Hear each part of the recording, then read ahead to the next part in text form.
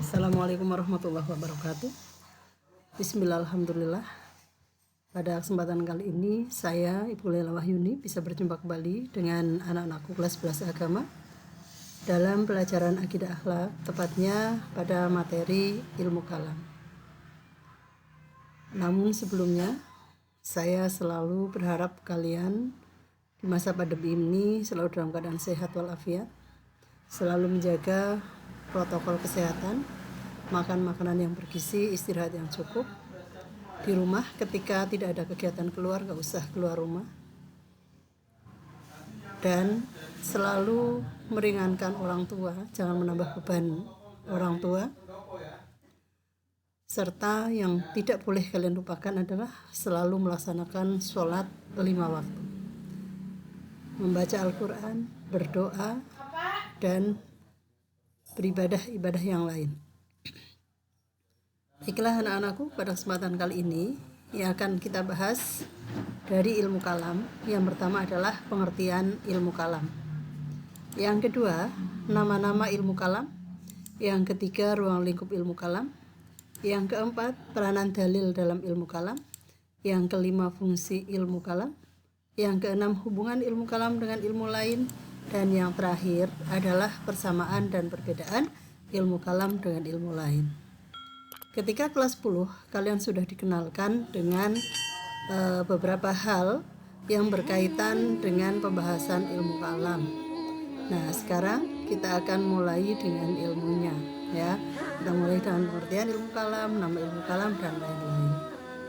Yang keempat, menurut Hasbi As-Siddiqi.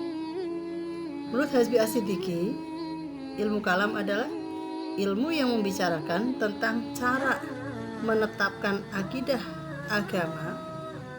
Kalau kita berarti akidah agama Islam dengan mempergunakan dalil yang meyakinkan, baik nakli, akli maupun wijdani. Wijdani itu apa? Perasaan yang halus. Ini biasanya dipakai oleh kaum sufi. Nah, ini Hasbi As-Siddiqi menggabungkan antara dalil nakli berupa ayat-ayat Al-Quran dan hadis, dengan dalil akli, akal pikiran, dan ditambah wijdani atau perasaan yang halus. Berarti di sini selain kita berpedoman pada wahyu, berpedoman pada akal, juga berpedoman pada hati. Baiklah, itu pengertian kalam menurut istilah. Kalau menurut bahasa, kemarin sudah saya sampaikan bahwa kalam artinya adalah perkataan atau percakapan, pembahasan, perdebatan. Itu arti dari ilmu kalam secara bahasa.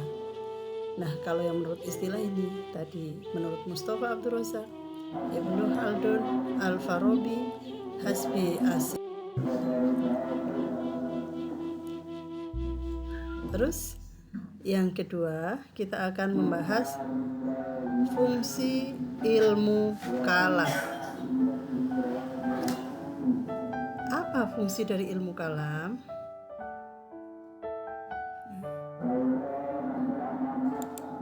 Yang pertama,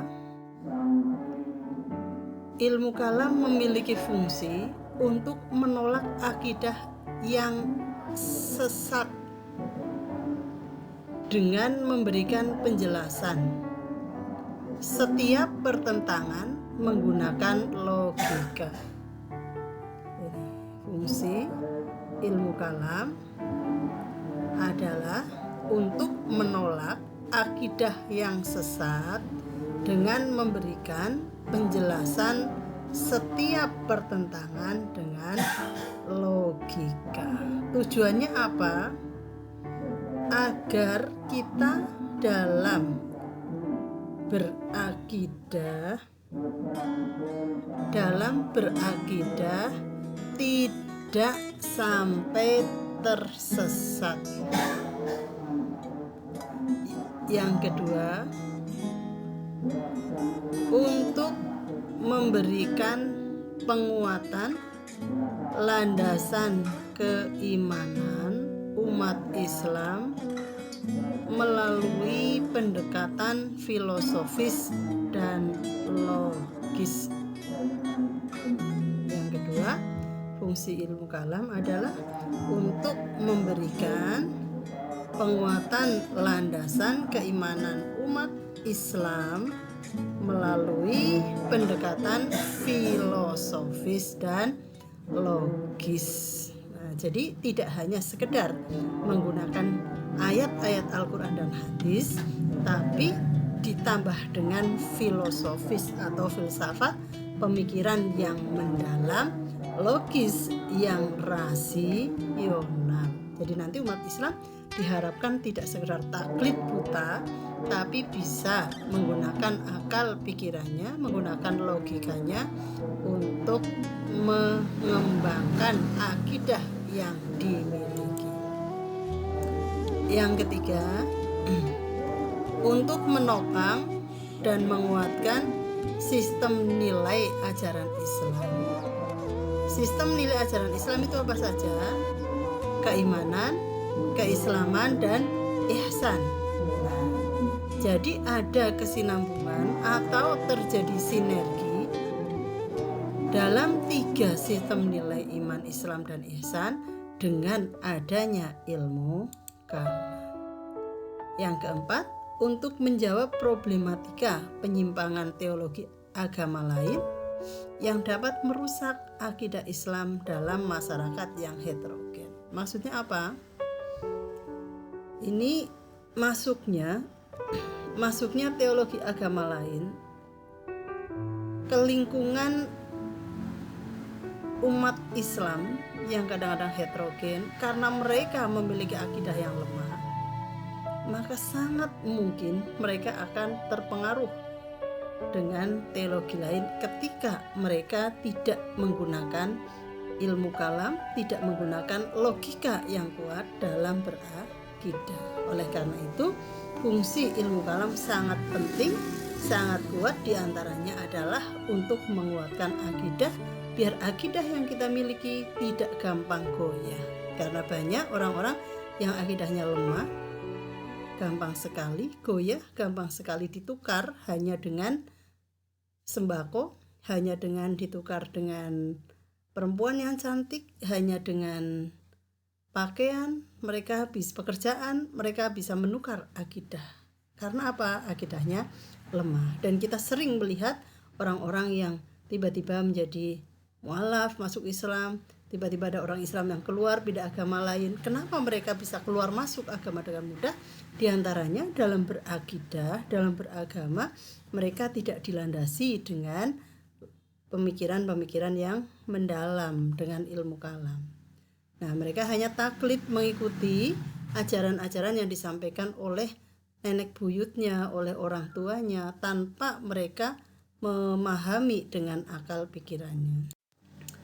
Nah, sekarang kita melihat ruang lingkup ilmu kalam. Ruang lingkup pembahasan dalam ilmu kalam itu secara umum meliputi 4 hal. Yang pertama adalah ilahiyah, yang kedua nubuwah, 3 ruhaniyah, yang keempat sam'iyah. Ini keempat hal ini masuk ranah pembahasan dalam ilmu kalam, termasuk beberapa aliran ilmu kalam nanti akan membahas ini. Apa yang berkaitan dengan ilahiyah? Ilahiyah adalah berkaitan dengan ketuhanan. Apa yang dibahas mulai dari sifat-sifat Allah, sifat-sifat Tuhan. Nanti ada perbedaan pandangan antara Asy'ariyah dan Mu'tazilah dalam menyifati Allah. Tentang kodrat dan irodat Allah, ini Jabariyah dan Qadariyah nanti akan berbeda pandangan. Persoalan kemauan bebas manusia, Jabariyah, Asy'ariyah, Mu'tazilah, Maturidiyah ini akan berbeda pandangan. Al-Quran apakah makhluk atau qadim, ini juga nanti akan ada pembahasan antara Mu'tazilah dengan yang lain. Ini masuknya wilayah ilahiyah yang berkaitan dengan ketuhanan. Terus yang berkaitan dengan nubuah, kenabian. Nah, mulai pembahasannya yang dibahas dalam ilmu kalam itu mulai malaikat yang mengantarkan wahyu itu siapa, nanti akan terjadi perdebatan di sini. Wahyu yang disampaikan oleh malaikat itu berupa apa? Apakah ayat-ayat Al-Quran itu langsung diturunkan semua atau bagaimana, ini juga nanti ada perdebatan. Kemudian Rasulullah yang menerima wahyu ada berapa, siapa, itu juga nanti ada perdebatan. Ini termasuk ruang lingkup pembahasan di wilayah nubuah berkaitan dengan kenabian. Yang ketiga berkaitan dengan ruhaniyah, berkaitan dengan roh, sesuatu yang sifatnya metafisika, berkaitan dengan alam metafisika yang tidak dapat diindrakan, tidak dapat diraba, tidak dapat didengar, tidak dapat dilihat. Nah, itu apa saja? Ya, seperti malaikat, jin, iblis, setan, roh, dan lain-lain yang memang kita tidak bisa memfisikkan mereka. Mereka termasuk metafisika. Yang keempat, ruang lingkup pembahasannya adalah berkaitan dengan sam'iyah. Nah, sesuatu yang hanya diketahui oleh kitab-kitab Allah dari langit. Nah, kita yang hidup tidak bisa melihat kehidupan yang ada dalam wilayah sam'iyah pembahasan di sini. Apa saja? Kebangkitan manusia dari alam kubur. Kita nggak ada yang tahu karena belum terjadi. Hari perhitungan juga kita belum tahu karena belum terjadi. Persoalan sirat itu seperti apa juga belum tahu. Taunya ya melalui kitab-kitab suci. Surga dan neraka juga tahunya dari kitab-kitab suci. Inilah ruang lingkup pembahasan ilmu kalam. Terus selanjutnya, ilmu kalam juga memiliki nama-nama lain, ada istilah lain dari ilmu kalam. Yang pertama, ilmu kalam disebut juga dengan ilmu tauhid. Ada yang menyebutkan ilmu kalam sama dengan ilmu tauhid. Kenapa demikian? Karena pembahasan antara ilmu kalam dengan tauhid ada kesamaan. Kesamaannya apa? Kesamaan dalam pembahasan tentang keesaan Allah, zat, sifat, dan perbuatannya. Nah, tentang keesaan Allah, zat Allah, sifat Allah, dan af'al Allah. Dan ini juga dibahas pada tauhid. Jadi ini ada kesamaan antara ilmu kalam dengan ilmu tauhid. Kemudian yang kedua, ilmu kalam juga sering disebut dengan ilmu usuluddin. Kenapa demikian? Karena pembahasannya meliputi akidah dan pokok-pokok dalil agama. Nah, ini. Kemudian yang ketiga, ilmu kalam juga sering dinamakan dengan fiqhul akbar. Nah, ini karena ada kesamaan dengan pembahasan fiqhul akbar dalam kitabnya Imam Abu Hanifah. Kenapa? Karena pembahasannya meliputi pokok-pokok agama. Terus yang keempat, ilmu kalam sering disebut juga dengan teologi Islam atau ilmu teologi. Nah, teologi itu adalah ilmu yang berkaitan dengan keyakinan, ketuhanan, teo Tuhan, logi ilmu. Kalau dalam bahasa Kristen ya teologi Kristen. Nah, karena kita Islam ya teologi Islam. Kenapa? Karena pembahasannya meliputi ketuhanan. Terus kemudian apa sih peranan dalil? Nah, ini dalil yang digunakan dalam ilmu kalam itu ada dalil nakli dan ada dalil akli. Dalil nakli adalah dalil yang berupa Al-Quran dan hadis yang merupakan sumber utama yang menerangkan wujud Allah, sifat-sifatnya, perbuatan-perbuatannya, permasalahan akidah, serta ruang lingkupnya. Ini ada di mana? Al-Quran dan hadis. Nah, masing-masing nanti masing-masing akan misalnya tentang wujud Allah atau sifat-sifatnya, nanti akan ada pembahasan sendiri oleh para aliran ilmu kalam dengan penafsiran mereka. Terus kemudian dalil akli, yaitu berupa dalil akal pikiran. Akli dalam bahasa Arab mempunyai beberapa arti. Di antaranya adalah arti akli adalah adiyah atau denda. al-hikmah kebajikan, husnut tasaruf tindakan yang baik atau tepat. Ini arti dari secara bahasa dari kata akal. Yang pertama adalah adiyah atau denda, al-hikmah kebijakan, husnut tasaruf tindakan yang baik atau tepat. Namun di sini apa sih kedudukan akal dalam ilmu kalam? Nanti akan kita bahas di sini. Akal sebagai syarat dalam diri manusia untuk menerima taklif atau beban kewajiban seorang muslim.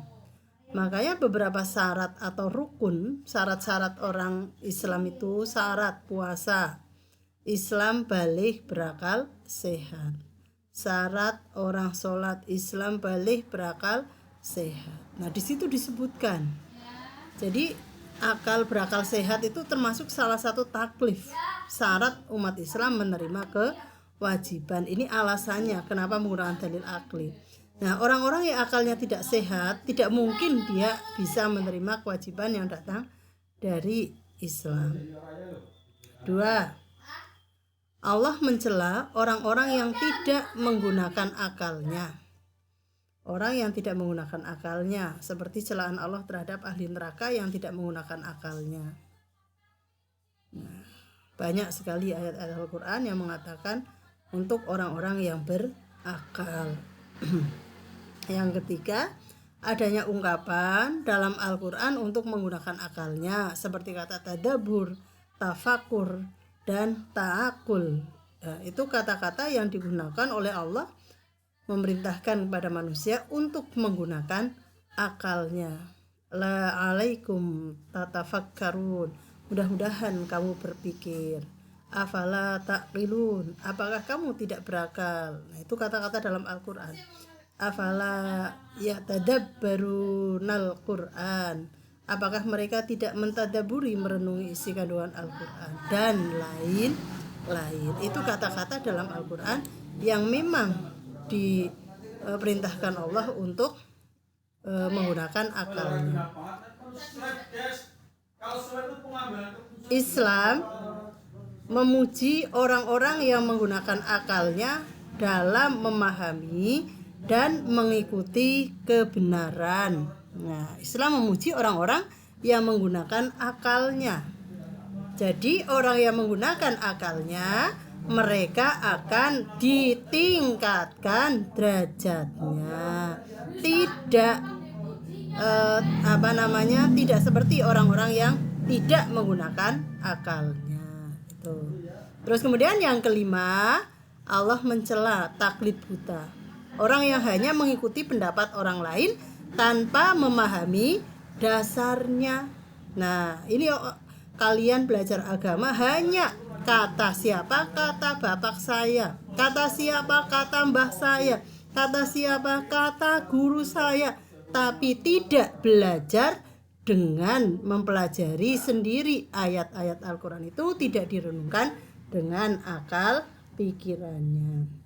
Nah, ini fungsi akal dalam kalam. Nah, sekarang hubungan antara ilmu kalam dengan ilmu yang lain. Yang pertama, ilmu kalam sangat dekat hubungannya dengan ilmu filsafat. Apa hubungan ilmu kalam dengan ilmu filsafat? Hubungan antara ilmu kalam dengan ilmu filsafat yaitu, filsafat banyak mempengaruhi para filosof muslim. Para filosof muslim pada masa Bani Abbasiyah, mereka banyak mempelajari filsafat Yunani seperti Al-Kindi, Al-Farabi, Ibnu Sina. Jadi secara berangsur-angsur mereka terpengaruh pola berpikirnya seperti halnya cara berpikir filsafat Yunani. Buku-buku yang mereka gunakan juga buku-buku filsafat Yunani. Nah, ini mempengaruhi terhadap perkembangan ilmu. Nah, apa hubungan ilmu kalam dengan fikih? Nah, Ilmu kalam membahas tentang akidah, prinsip keyakinan dan keesaan Allah. Sedangkan ilmu fikih membahas tentang hukum-hukum yang berkaitan dengan ibadah, muamalah, pernikahan, waris dan pidana, serta hubungan manusia dengan Allah atau hablum minallah, dan hubungan manusia dengan manusia atau hablum minannas. Nah, ini perbedaannya. Kalau ilmu kalam membahas tentang akidah, keesaan Allah, keyakinan, tapi ilmu fikih membahas tentang hukum, ibadah, muamalah, pernikahan yang kaitannya hablum minallah wa hablum minannas. Nah, sekarang hubungan antara ilmu kalam dengan ilmu tasawuf itu apa? Hubungan antara ilmu kalam dengan ilmu tasawuf, ilmu kalam banyak menggunakan akal pikiran, ilmu tasawuf banyak menggunakan perasaan. Kok kayaknya nggak ketemu gitu kan? Tapi keduanya ternyata bisa ditemukan. Ilmu kalam menggunakan dalil-dalil pikiran yang dimasukkan dalam hati nurani untuk membentuk ibadah manusia. Nah, sedangkan ilmu tasawuf membahas masalah ibadah yang lebih banyak menggunakan perasaan dan latihan kejiwaan. Unsur utamanya adalah penyucian diri dengan tujuan akhir kebahagiaan dan keselamatan yang abadi. Ini sama meningkatkan keimanan. Yang pertama adalah dengan memasukkan dalil ke dalam hati nurani. Nah, untuk membentuk ibadah manusia. Kalau tasawuf dengan perasaan dan latihan jiwa juga untuk ibadah manusia untuk mencapai kebahagiaan dan keselamatan yang sifatnya. Nah, sekarang bagaimana cara menerapkan ilmu kalam dalam mempertahankan akidah? Ada 5 kriteria pokok yang harus ada pada seorang dalam mempertahankan akidah. Yang pertama, mereka harus memiliki prinsip hidup yang kuat yang digali berdasarkan pada Al-Quran dan As-Sunnah. Berusaha menerapkan prinsip hidupnya dalam kehidupan sehari-hari. Nah, jadi orang yang menerapkan ilmu kalam dalam mempertahankan akidah itu ya yang pertama harus memiliki prinsip hidup yang kuat yang didasarkan pada Al-Quran, sehingga tidak gampang terpengaruh oleh akidah-akidah lain, keyakinan-keyakinan lain. Mampu mengembangkan pemikiran yang rasional dalam melihat berbagai persoalan kehidupan. Yang ketiga, konsisten dalam menjaga persaudaraan dengan sesama umat Islam. Yang keempat, senantiasa berusaha meningkatkan ketakwaan pada Allah. Yang kelima, kehadirannya tidak membuat orang lain merasa takut